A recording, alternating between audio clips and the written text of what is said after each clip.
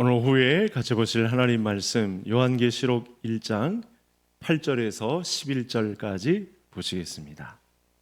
한 절씩 교독하시겠습니다. 주 하나님이 이르시되 나는 알파와 오메가라 이제도 있고 전에도 있었고 장차 올 자요 전능한 자라 하시더라.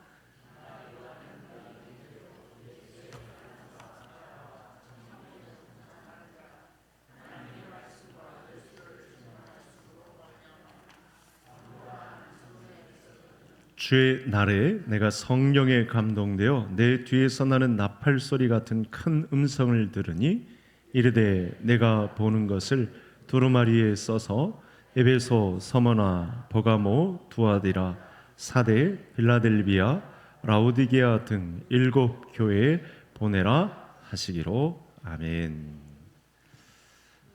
주일 오후에도 주시는 하나님의 말씀으로 하나님의 은혜와 예수님의 평강 가득한 우리 성도님들 되실 수 있기를 바랍니다. 오늘 본문의 배경은 로마 시대죠. 로마가 많은 날 동안 통치를 했는데 그 로마의 초기 시기에는 예수 그리스도를 믿는 예수님이 오셔서 복음을 전하시고 말씀을 주셔서 교회가 태동합니다. 그런데 이 교회에서 예수 그리스도를 믿는 사람들이 예수님을 닮아가는 모습을 두고 볼 수 없었던 많은 황제들이 있었습니다. 정면으로 황제 숭배에 반한다 이렇게 생각하고 그들을 거의 즉결 심판에 넘겨주다시피 해서 그 일에 사실은 사도 바울도 또 위시한 많은 로마 군병들이 기독교인들을 박해하고 아마 질렸는지 이 검투사들의 검투놀이에 게스트로 집어넣어서 이 검투사들의 칼끝에 많은 기독교인들이 죽는 그런 일도 있었고, 어떤 때는 맹수, 사자, 호랑이에게 넘겨주어서 뼈째 삼키게 되는 그런 과정까지 기독교인들을 박해 현장에 넘겨주었었습니다. 그 세상 나라에는 하나님을 믿지 않기 때문에 사람의 죄악의 습성상 사람을 높이게 되어 있습니다. 그래서 세상 나라에는 우상화가 발달하죠. 하나님을 믿는 믿음을 주었음에도 불구하고 사람 중에 이만희, 사람 중에 정명석, 사람 중에 안상홍, 장길자, 이초서 이런 사람들을 그리스도의 대리자로 이렇게 대신하는 그런 우상화 작업들이 있는 것처럼 이때 당시 예수님이 부활 승천하신 이후에 가장 극렬하게 기독교에 대한 박해가 있었다. 이유가 뭐냐? 사람을 우상화시키는 작업 때문에. 예를 들어 로마의 이 황제를 우상화하는 작업 때문에 피해를 보는 기독교인들이 있었다. 이렇게 보시면 되겠습니다. 그것이 오늘 본문의 배경이 되겠습니다. 가장 많은 피해를 입고 있었던 사람들은 기독교인들이었던 거죠.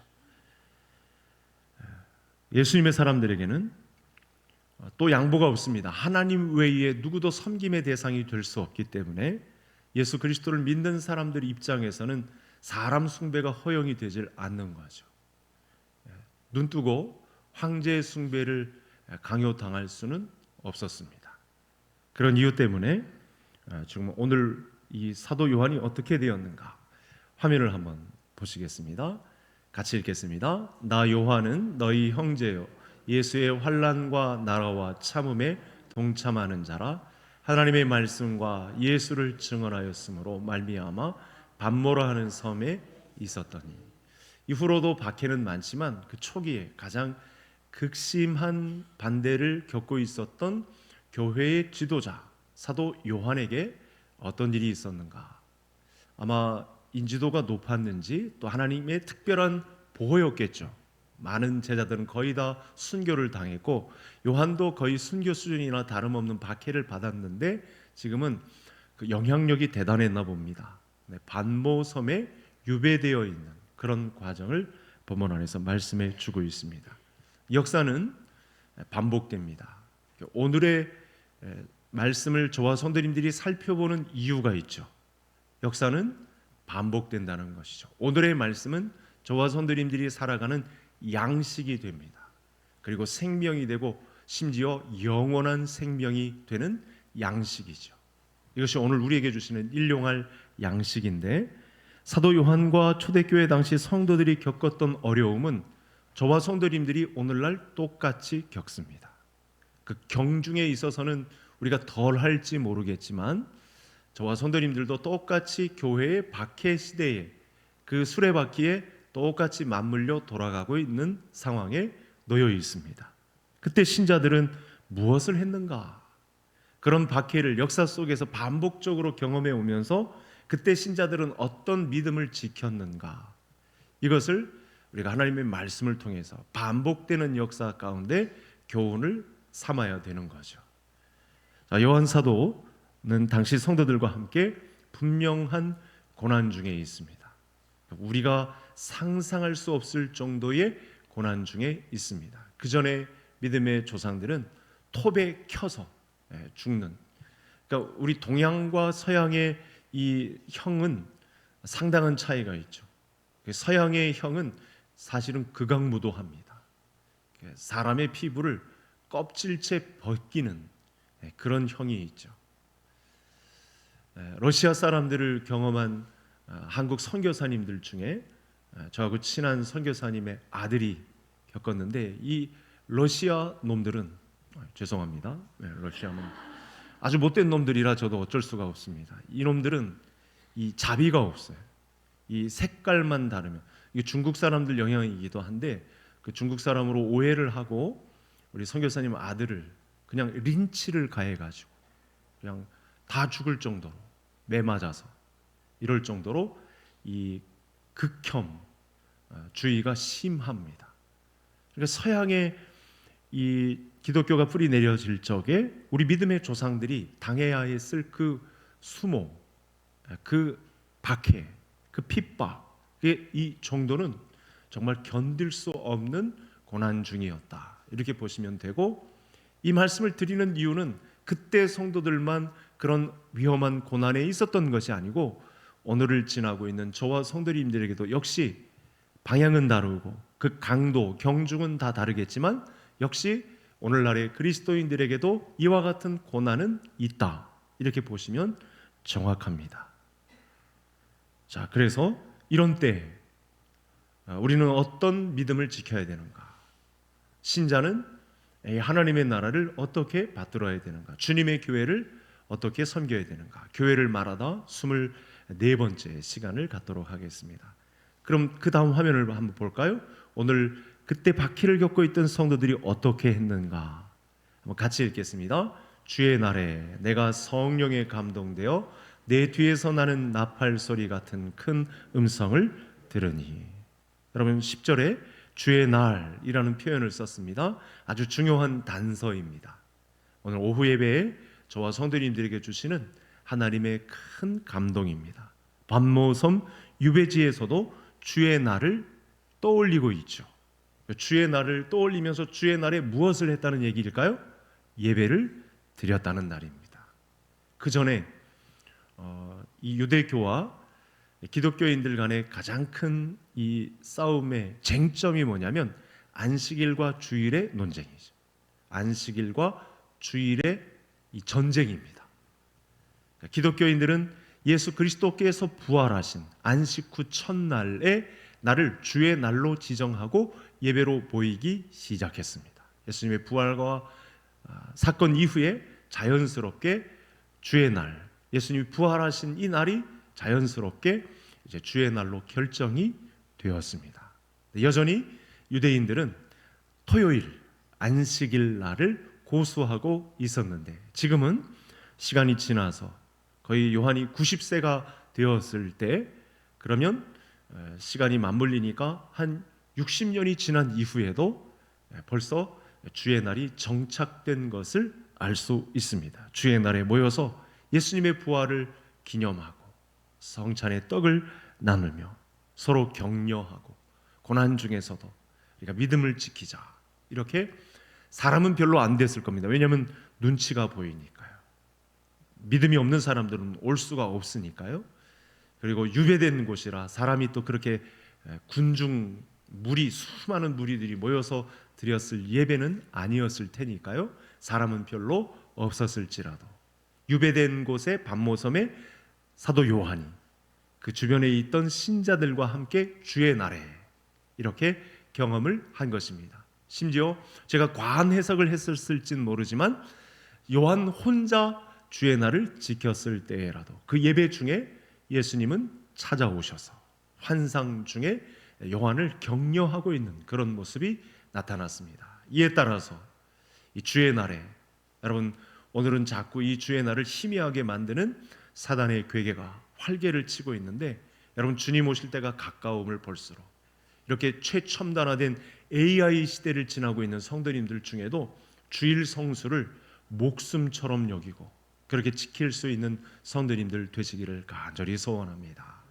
이 교회의 도전은 만만치 않죠. 마지막 때가 다가올수록 예배 드리지 못하도록 우리가 이미 코로나를 지나면서 그런 도전이 정부에서부터도 있겠다 그런 위기감을 받지 않습니까?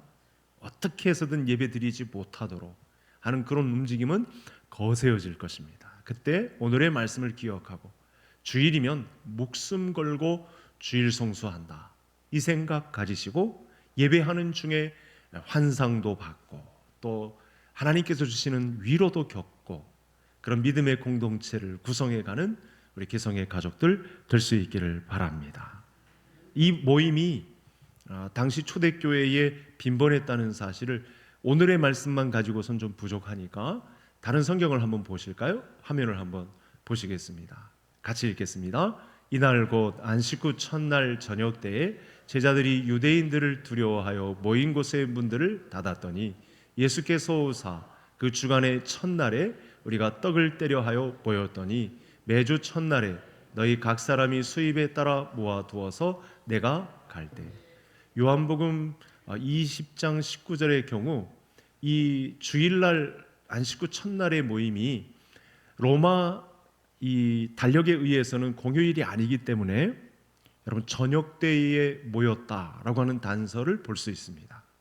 다 일하러 가야 되기 때문에 거의 또 3분의 2 경우 교회 신자들이 다 노예에 해당하는 신분이었기 때문에 시간이 저녁에 모였죠. 사도 바울도 이 사도행전 이 20장에서도 그 주간의 첫날에 다 거의 밤 시간. 그래서 유두고가 졸다가 그렇죠? 일하고 와서 졸다가 떨어져서 죽는 그런 경험도 발견되지 않습니까? 그런 고난 가운데, 그런 힘든 가운데, 열악한 환경 가운데 예배드리기를 사모하고 있는 주일을 목숨처럼 지켜가고 있는 그런 흔적들이 발견되고 있다는 사실입니다. 그러는 중에도 세상은 주의 날을 인정해 주지도 않고 공휴일로 지정해 주지도 않고 휴일로 인정해 주지도 않는 틈에 자투리 시간을 구별해서 하나님을 예배하는 그 가운데 성령의 감동을 주셨다. 모두가 다 성령의 감동을 경험한 그 시간이 있었다고 말씀을 주고 있습니다. 그래서 우리가 우리 마음속에 이렇게 시대가 변했어도 주를 향한 이런 예배의 갈망이 없다면 사실은 하나님께서 주시는 은혜도 그 은총을 기대할 수도 없다는 그런 말씀을 들을 수 있습니다. 그래서 우리가 어떤 상황, 어떤 조건 속에서도 주변에서 믿는 성도들을 다 찾아내서 연약한 성도들도 다 잘 구슬려서 그들의 연약한 마음을 잘 설명해서 함께 예배드릴 수 있는 자리에 들게 하는 것, 이것이 오늘 우리가 처음에 받을 수 있는 주의 날에 대한 도전입니다. 그러니 우리 가족 식구들, 우리 자녀들 예배하는 공동체로 이끌어서 주의 날이면 주의 날을 중심으로 최소한 하나님께 예배드리는 이런 모습을 갖추는 그런 건강한 교회로의 발돋움이 오늘 주일 오후에 교회를 말하다 첫 번째 메시지로 주시는 말씀에 도전을 받고 예배 중심의 가정 공동체를 이루어가는 우리 개성의 가족들 될 수 있기를 축복합니다. 자, 우리가 하나님을 예배하면 기대할 수 있는 것도 있습니다. 오늘 말씀에서도 당장 이 8절부터 11절에도 나타났는데 어떤 혜택을 기대할 수 있을까요? 화면을 한번 보시겠습니다. 8절 말씀 다 같이 읽겠습니다. 주 하나님이 이르시되 나는 알파와 오메가라 이제도 있고 전에도 있었고 장차 올 자요 전능한 자라 하시더라. 요한은 주의 날에 예배를 드리다가 환상을 봅니다. 하나님께서 환상 중에 직접 나타나서 오늘의 말씀을 주시는 것을 경험합니다. 이 환상의 초점이 무엇일까요? 교회를 다스리는 역사의 주인 되신 예수님을 만난 거죠. 그 전에는 응원군도 없고 나 혼자만 된 것 같고 이렇게 유배되고 핍박을 받고 외롭고 속상하고 염려거리는 산더미처럼 많고 이런 것 같은데 예배를 드리다가 예배를 중심으로 교회 공동체를 반모섬에서도 유배된 곳에서도 결성하고 나아갔더니 환상 중에 역사의 주인 되신 예수님께서 사도 요한에게 직접 나타나사 이 8절의 말씀을 주고 계십니다. 교회를 다스리시는 예수님, 역사를 주관하시는 예수님을 보게 된 거죠. 여러분, 이런 은혜가 오늘 저와 성도님들이 예배하고 있는 우리 개성교회 예배 가운데에도 우리가 예배하고 있으면 교회의 주인 되신 예수님이 환상 중에 나타나고 역사를 주관하시는 예수님의 말씀이 하나님의 말씀을 통해서 우리에게 공급됨을 믿을 수 있는 성도님들 되시기를 바랍니다. 여러분, 이 혜택밖에 우리가 더 무엇을 기대하겠습니까? 우리에게 우리 인생의 우리 교회의 주인이 되어주시고 역사 속의 왕으로 온 천하 우주 만물을 주관하시는 하나님으로 자기를 설명하시는데 이와 같은 혜택보다 더 큰 혜택이 어디 있겠습니까? 이거 제쳐놓고 무슨 성공을 바라며 무슨 재물을 얻기를 바라며 무슨 복지 혜택을 누리겠다고 무슨 만세수를 젊어서 노세를 누리겠다며 다른 것을 구하겠습니까? 이 두 개면 충분한 거죠. 교회의 주인이다 내가, 그리고 역사를 주관하는 자는 나다, 이렇게 말씀하시는 하나님이 요한 사도에게 나타났던 것처럼 저와 성도님들에게도 오늘 주일 오후에 말씀하시니 이 말씀에 만족하고 이 환상 중에 우리에게 나타나시고 오늘날은 완전 계시된 성경 말씀을 통해서 교회의 주인이 되어주시고 역사 속에 주인이 주관자가 되어주신다는 사실 앞에 안심하시고 그분의 위로와 그분의 축하와 그분의 격려면 만족하다. 오늘의 말씀을 통해서 이렇게 나에게도 사도 요한에게 주셨던 위로가 마치 유배 생활, 나그네 길 순례의 자리에 오른 나에게도 동일한 믿음의 격려로 우리에게 주신다는 말씀이 성도님들에게 무한 위로가 될 수 있기를 간절히 소원합니다. 여러분, 아마도 이 반모섬으로 떠날 때 요한은 이런 생각 속에 쌓여 있었을 것입니다. 아마 예루살렘을 중심으로 요한 사도도 섬겼을 텐데 전승에 의하면 주님, 저를 이렇게 사지로 내몰면 저 이름도 잘 몰랐던 저 반모섬이라는 그 지중해 망망대해 끝에 있는 그 섬에 유배를 보내시면 제가 섬기던 교회는 누가 받듭니까? 저 없으면 어떻게 교회가 바로 설 수 있겠습니까? 뭐 이런 생각 속에, 이런 근심 속에 사로잡혀 있었을지 모릅니다. 제가 얼마나 많은 일을 하고 제가 얼마나 심혈을 기울여서 주님의 교회를 봉사하였는데 그 수많은 이 서리빨선 이 로마 군병들의 눈을 피해서 제가 교회를 얼마나 봉사하고 충성하고 섬겼는데 저를 이렇게 잡아가시면 우리 교회는 누가 섬깁니까? 뭐 이런 생각을 유추해 볼 수 있겠습니다. 그런데 오늘 본 환상 중에서는 두고 온 소아시아 7교회를 상징하는 7 금촛대 사이로 주께서 발을 끌고 옷을 입고 다니시는 그런 모습이 그려지고 있습니다. 너 없어도 내가 이 교회의 주인이다. 또 7 사자까지 다 보내줘서 다 배치하고 너 없어도 이 교회를 충분히 고난 중에서도 환난 많은 교회이지만 나는 내 7사자를 두고 내가 이 7금촛대 사이를 오고 가며 내가 다 주관하고 있다. 이렇게 말씀을 주고 있습니다. 이 부분은 12절을 제가 성도님들이 13절을 보시며 확인을 해보겠습니다. 성경을 직접 보시고 제가 12절 읽습니다. 몸을 돌이켜 나에게 말한 음성을 알아보려고 돌이킬 때에 7금촛대를 보았는데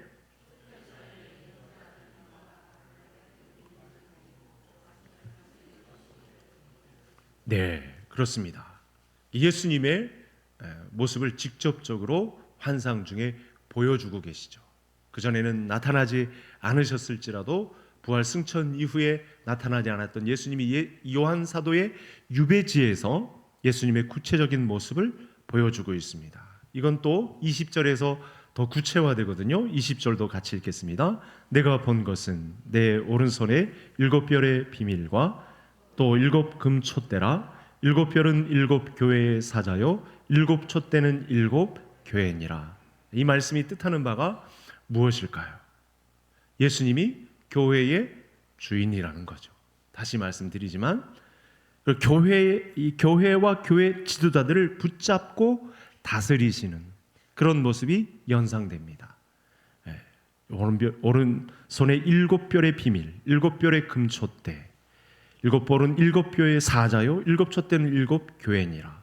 이 모든 교회의 모든 상황을 각 교회마다의 지도자들의 손을 우리 예수님께서 굳게 붙잡고 다스리시는, 교회는 지도자들을 필요로 하지만 교회는 결코 인간적인 지도자에 의존해서 운영되는 것이 아니라 예수 그리스도가 주인이 되어서 예수 그리스도에 의한 사자들을 다 심고 예수 그리스도를 믿는 지도자들이 세워져서 주님의 교회가 세워지고, 그렇게 세워진 교회는 결코 망하지 않는다.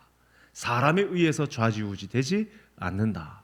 로마 정부가 나서서 핍박하고 교회 내에 혼란이 있을지라도 주님의 교회는 내가 지킨다. 이렇게 말씀하고 있습니다. 최후 승리는 그래서 교회 편인 거죠. 여기에 교회의, 오늘날의 교회의 소망이 있습니다. 교회가 이런저런 구설수에 오르고 오해도 많고 물론 지도자끼리의 충돌이 있고 이런저런 말들이 많아도 주님의 교회는, 그 역사 속의 교회는 내가 붙든다. 내가 운행한다. 그래서 최후 승리는 교회 편이 될 것이다.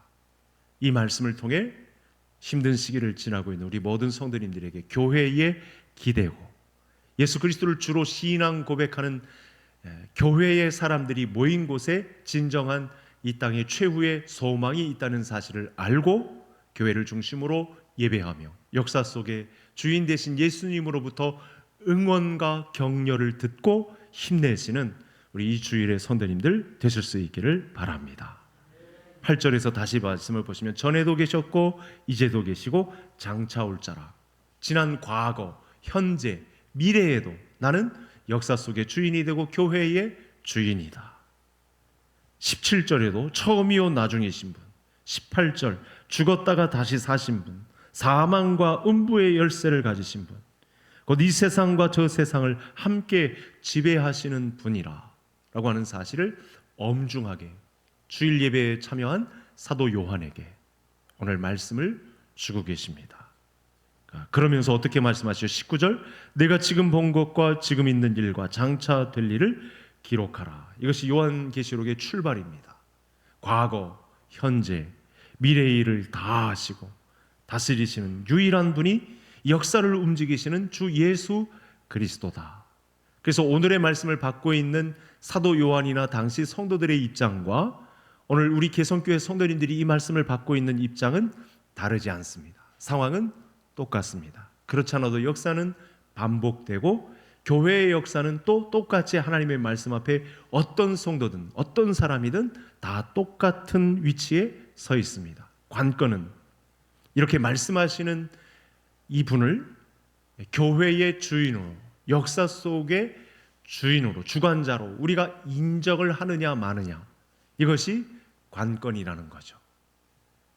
이 중요한 관건 사항을 놓고 많은 사람들이 피합니다. 왜죠? 자기 유익, 그 이기심에 의한 발동으로 쾌락을 쫓아, 세상 즐거움을 쫓아 재물과 돈과 명예를 쫓아서 갑니다. 이 중요한 사실을 놓고 예배하지도 않고 자기 이익을 쫓아 자기 나름의 삶을 개척해 갑니다. 아무 소용이 없는 거죠. 여러분, 이 비밀을 밝히기가 참 어려운데 앞으로의 될 일을 조금만 말씀드리자면, 이 오늘 본문 말씀 안에도 7 인봉이 차례로 열립니다. 계시록 안에 이제 과거에, 미래에 일어날 일들이죠. 그리고 그 다음엔 7 나팔이 막 울립니다. 7 대접도 쏟아집니다. 이런 내용만 보면 무시무시한 광경에 이 하나님 나라를 보게 되거든요. 마지막 때에 펼쳐질 일이니까. 그런데 신자들은 염려하지 않아도 됩니다. 왜냐하면 역사의 주인, 교회의 역사를 쥐고 흔드시는 주인이시고 역사 속의 주인이 되시니까, 이 세상 오고 갈 모든 세대 전체를 다 쥐고 흔드시는 주인이 되시니까, 뭐 7 대접이 쏟아지든 7 나팔이 울리든 7 인봉이 봉해진 것이 풀려지든 아무 상관이 없습니다. 그분과 함께 꼭 붙어서 그분을 예배할 줄 알고 그분에게 기대는 믿음만 있으면 뭐 세상 편지가 요동치고 막 폭풍우가 몰아치는 그런 시대를 지난다 할지라도 이 요한계시록의 역사가 꼭 비관적인 것만은 아니다. 오늘날도 동일하게 뭐 요한계시록의 상황만큼 벌써부터 막 이 큰 일이 몰아닥치고 앞으로도 이 전염병이나 기근이나 침판하는 전쟁이나 자연재해들로 막 요동치는 그런 일들이 이제 수하게 더 과격하게 센 강도로 임하겠지만, 교회 안의 성도들은 전혀 요동하지 말아야 할 것은 이 모든 역사 속에 주인이 되시는 분은 예수 그리스도다. 그들을 교회에 모아주셨다. 예수 그리스도를 주로 고백하는 신앙 공동체를 보호하시고 살피신다라는 것이 오늘의 메시지다라는 사실로 말미암아 또 이렇게 오후에 큰 위로를 받고 돌아가는 성도님들 되시기를 바랍니다. 여러분, 제가 잠시 언급해드렸던 이 전쟁터 벌써 펼쳐지고 있죠. 우리가 코로나 전염병이라는, 이제 앞으로도 엄청난 이 전염병이 또다시 올 그런 예견되는 상황에 있고, 자연재해는 말할 것도 없고, 올겨울 너무 춥지 않습니까? 이런 추위는 이제 비교도 안 될 그런 자연재해, 대재앙이 예견된 그런 시대를 우리가 지나고 있습니다. 이런 여파로 개인적으로는 질병도 걸리고 또 사건, 사고도 많고 관계의 문제도 얽혀 있고, 이런 여파로 얼마나 많은 환난 중에 있습니까? 근데 우리가 오늘 말씀을 통해서 보아야 할 내용이 있습니다. 더럽혀진 교회, 세상으로부터 외면받는 교회를 운영해 갈 수도 있습니다. 그래서 거기에서 더럽혀진 성도들도 있겠지만, 이 세상의 위세 앞에 억눌려 지내는 성도들도 있겠지만, 예수님은 여전히 거룩한 교회, 거룩한 성도들을 사용하셔서 승리를 선언하게 하실 것이다. 역사의 주인이 되셔서 환난 때를 지나고 있는 순례자의 길을 걸은 성도들에게서 그들과 함께 승리를 선언하실 하나님이시다. 그분이 제2위이신 예수 그리스도라는 사실을 잊지 않고 믿음 생활을 견고하게 감당하는 성도님들 되실 수 있기를 바랍니다. 그래서 이런 표현도 쓰시죠. 마지막 화면을 한번 보시겠습니다. 같이 읽습니다. 7째 천사가 나팔을 불매 하늘에 큰 음성들이 나서 이르되 세상 나라가 우리 주와 그의 그리스도의 나라가 되어 그가 세세토록 왕노릇 하시리로다. 무슨 의지냐면 예수 그리스도께서 왕이 되시는데 나 혼자 모든 일을 다 해결하겠다 이렇게 나서신 게 아니라는 겁니다. 이 세상 끝날의 승리를 성도들과 함께 왕노릇 하는 데 있어서도 나는 혼자서 내 왕노릇 하지 않고 이 왕권 권한을 성도들에게까지 동일하게 나누어 주어서 동등한 위치에 세워주겠다. 이것이 최종 승리다 라고 하는 사실을 말씀해 주고 있는 거예요. 여러분, 힘들 때 일이 잘 풀리지 않고 이렇게 역경 가운데 있을 때, 고난 중에 있을 때 오늘의 말씀을 떠올리시며 위로를 받으시고, 절대 오늘 이 주일의 주인 대신 예수 그리스도를 믿는 믿음으로 어려움의 때를 잘 통과해내는 그런 성도님들이 되실 수 있기를 다시 한번 소원합니다.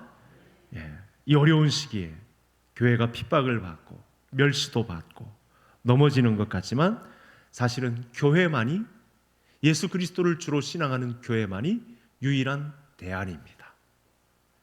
비록 요한 사도는 섬기던 교회에서 떠나서 반모섬이라는 곳에 유배 생활을 하고 있는 신세지만 교회를 다스리고 계신 분이 예수 그리스도시고 역사를 주관하시는 분이 예수님이란 이 환상을 보게 된 순간 이 반모섬의 환경은 이제 이미 하나님의 나라에 이른 것이나 다름없는 그런 시절을 보내게 된 것이죠. 그래서 우리 육체의 환경이 어떠하든 이 말씀을 먼저 받은 신자는 안심할 수 있습니다. 이런 말씀이 오지 않으면 내 노후는 어떻게 될 것인가? 내 노후 생활은 어떻게 안전해야 되는가? 이런 세상 재리의 염려 때문에 사실은 신앙생활을 망칩니다. 오늘의 말씀으로도 우리는 확신 가운데 설 수 있습니다. 역사의 주인 대신, 교회의 주인 대신 예수 그리스도께서 교회를 유일한 희망, 대안으로 삼아서 성도들에게 안겨주시는 이 이기는 비밀이 있다고 한다면 내 노후가 어떻게 흘러가든, 내 생활 환경, 복지 환경이 어떻게 추하게 되든 연약하게 되든 조소를 당하든 어떻게 되든 상관없이 이렇게 교회로 모인 성도들의 거룩한 예배자들을 통해서 최종 승리를 이끌어내시고야 말겠다는 예수님의 선언이 있는 이상 안심하시고 주님 오실 때까지 예배자의 자리를, 거룩한 예배자의 자리를, 경건한 예배자의 자리를 지켜낼 수 있는 성도님들이 되어야 하겠습니다. 지금까지 교회의 역사를 돌아보면 안전하지 않은 때는 한 번도 없었습니다. 교회의 역사에 고난이 없었던 때는 한 번도 없습니다. 이때 교회로 나아가서 경건한 예배자의 모습을 갖추면 거기에 교회는 희망이 있다. 예수님께서는 이렇게 선언을 해주십니다. 성령의 집중 조명이 바로 여기에 있습니다. 오직 주님이 세우신 교회에만 희망이 있다. 이렇게 말씀을 주고 계시죠. 비록 우리의 부족함과 연약함으로 말미암아서 이 시대에 주님의 영광을 온전히 드러내지 못하고 있는 모습이 지속될 때라도 예수 그리스도만이 우리의 유일한 소망이고 교회의 주인 되시고 역사 전체를 다 쥐고 흔드시는 주관자 되신 하나님이심을 믿고 믿음 생활하면 그곳은 피난처가 된다, 피할 바위가 된다 라고 말씀을 주십니다. 다시 주님 앞으로 나아가서 진정한 회개 가운데 내가 범한 범죄와 죄책과 죄의 비참함이 있었더라도 그래도 끝까지 신자의 위치를 버리지 않고 지키고 예배자로 서는 그 사람이라면 세상은 우리를 믿어주지 않는 그런 상황이 펼쳐진다 할지라도 예수 그리스도는 우리의 손을 놓은 적이 결코 없고 우리를 통해서 그 역사적인 승리의 순간에 신자의 한 사람으로 세워주실 것이란 위치를 선정해 주셨기 때문에 예배자의 자리는 양보할 수가 없다. 오늘 이런 믿음으로 무장되셔서 나 한 사람에게는 사실은 소망이 없지만 교회로 모이면 예수 그리스도를 주로 신앙 고백하는 교회로 모여서 하나님을 예배할 줄 아는 신자들의 모임이라면 광야에 있으나 폭풍이 있는 바다 한복판에 있을지라도 저 산꼭대기에 있을지라도 그곳은 하나님의 놀라운 위로를 얻는 안식처가 된다는 사실 앞에 교회를 말하다 24번째 이 교회를 통해 건강한 교회를 이루어 나가겠다고 다시 약속하고 다짐하고 영광 돌리는 예배 초서로 우리 개성교회를 가꾸어가는 우리 모든 식구들이 될 수 있기를 주의 이름으로 축복합니다.